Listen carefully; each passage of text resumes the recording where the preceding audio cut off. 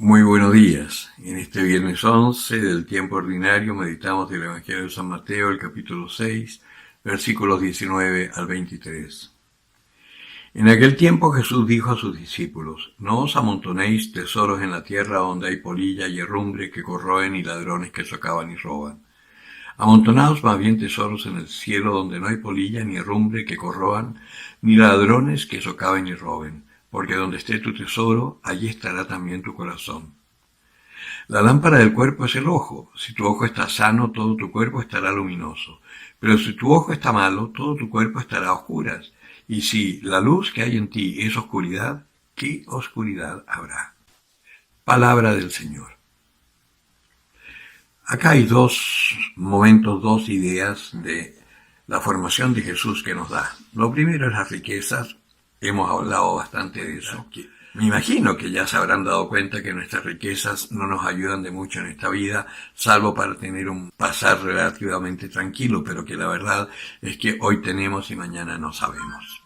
Y además, aunque tengamos muchas riquezas, ellas no nos dan la vida. ¿Cuánta gente hay que, si tú hablas con ellos, o tú mismo, que tienes un buen pasar y todo, muchos problemas en tu vida, riquezas no te lo pueden solucionar?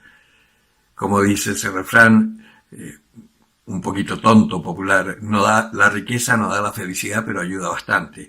Pues hay veces que no ayuda a nada. La riqueza no es nuestra fortuna. Y por eso el Señor nos está diciendo esto. Acuérdense del pasaje de este joven rico que decía: ¿qué debo hacer para tener la vida eterna? Y el Señor le dice: anda, vende todos tus bienes, entrega la plata a los pobres, toma tu cruz, luego sígueme. Y tendrás un tesoro en el cielo y además el 100 por 1. Pero, claro, cuando nos hemos desprendido realmente del dinero, el dinero como que fluye. Mi formador en Colombia, el padre Jesús Vázquez, Dios lo tenga en su gloria, él siempre nos decía: mira, el dinero es como la sombra. Si tú corres tras él, la sombra siempre se va delante tuyo y se escapa. Pero si tú te escapas de la sombra te sigue. El dinero es lo mismo. Si tú vas detrás del dinero, el dinero siempre se te va a escapar. Pero si tú no te preocupas, el dinero vendrá a ti. Y es verdad, yo lo he podido comprobar. Eso por un lado. Entonces, ¿cuál tiene que ser nuestra riqueza? Una riqueza que nunca se agota, una riqueza que siempre va a estar a nuestra disposición. El amor de Dios. Esa es nuestra máxima riqueza, porque no podéis servir a Dios y al dinero, dice el Señor. Por lo tanto, si dejamos de lado de preocuparnos de nuestras riquezas materiales y nos empezamos a ocupar del Señor, no te quepa la menor duda que Él, como un buen padre que es, te va a proveer de todo lo necesario. Y ese sí es tu verdadero tesoro, que está en el cielo. Por eso acumulaos riquezas en el cielo. ¿Y qué riquezas podemos acumular en el cielo aparte de las que tenemos por ser hijos de Dios? Todo el bien que nosotros hagamos a nuestros hermanos. Y ahí es donde entra este otro pedacito tan raro y hermético de la lámpara del cuerpo es el ojo, y si tu ojo está en tinieblas, ¿qué oscuridad habrá? O si tu ojo está malo. ¿De qué ojo estamos hablando? ¿Será del tercer ojo que hablan los orientales? Ustedes saben, antiguamente, sobre todo en las estatuas de Buda, se ve que Buda tiene como una cosita acá, como una cicatriz redondita. Esa cicatriz se formaba cuando a los monjes iluminados o para iluminarlos les enterraban una estaca aquí, ahí adentro en el cerebro, y esa glándula se activaba y con eso podían ver el aura de las personas y ser más místicos y tener visiones. Bueno, eso no sabemos mucho si es verdad o no, pero sí hay una cosa que dice Santo Tomás que es mucho más interesante y que dice que este ojo del cual habla el Señor son nuestras propias intenciones. Si tenemos una mente unida al Señor, nuestras intenciones van a ser siempre acordes al sentir de Dios. Siendo así, vamos a estar pensando constantemente en el bien del otro, no en el propio. Y como consecuencia de pensar siempre en el bien del otro, el bien viene a nosotros. Por eso el Señor dice: cuando entréis a un pueblo anunciando la buena noticia, desead la paz. Si la paz es recibida, esa paz quedará en el hogar y vosotros quedaréis en paz. Si no es recibida, la paz volverá a vosotros. Es decir, ganamos siempre, si nos acogen o no nos acogen.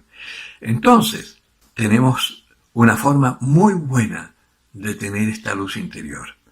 que es primero preguntar qué haría el Señor en esta circunstancia.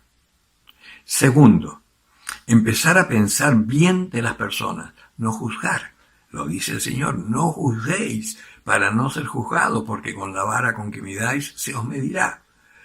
Porque muchas veces pasa que nosotros, por ejemplo, juzgamos la actitud de una persona, pero no sabemos por qué actúa de esa forma esa persona.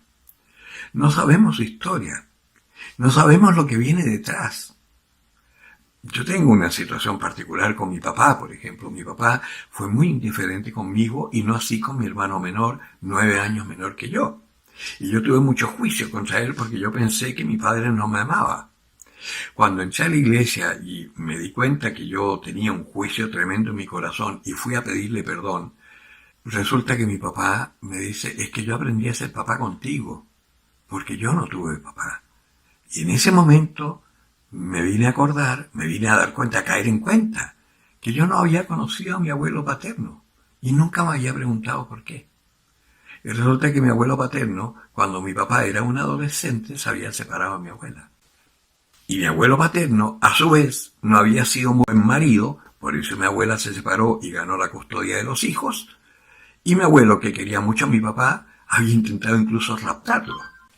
Y por eso mi papá tenía pánico de los amores paternos y conmigo era un poco indiferente para que yo no lo fuera a rechazar, como él rechazaba a su padre.